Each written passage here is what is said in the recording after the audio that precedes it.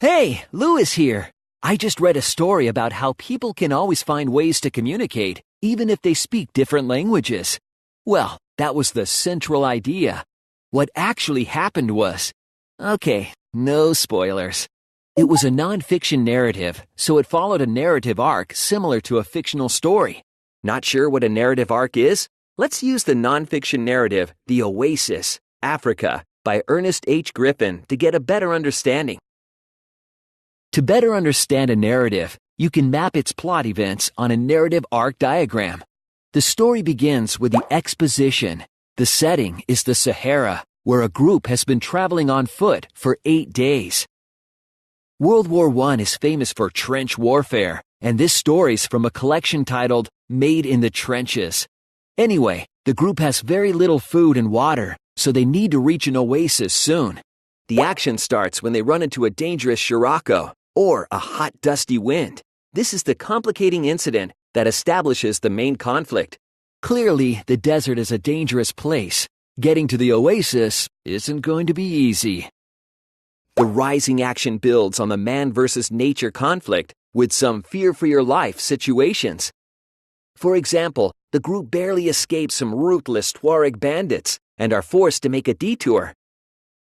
The climax occurs when the sheik, who was leading the group, suddenly stops and everyone's afraid that the bandits found them after all. And the falling action begins when you learn why the sheik really stopped. The oasis is finally within sight.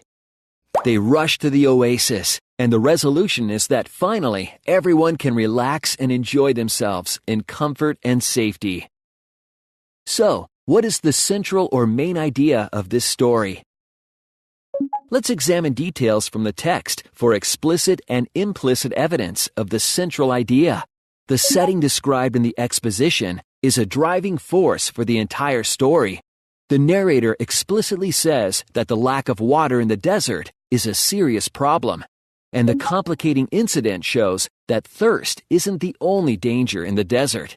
You can infer that the time spent dealing with these setbacks makes the narrator's exhaustion and thirst even worse, in addition to the desert's vast size and the heat. Then, the man versus nature conflict is partly resolved with civilized comforts. Altogether, you can conclude that nature can be harsh and unforgiving. Analyzing the narrative arc of a non-fiction narrative can help you better understand the story. Explicit and implicit information in the text also can help you figure out the narrative's central idea. Now, I need a smoothie or something. That story sure made me thirsty.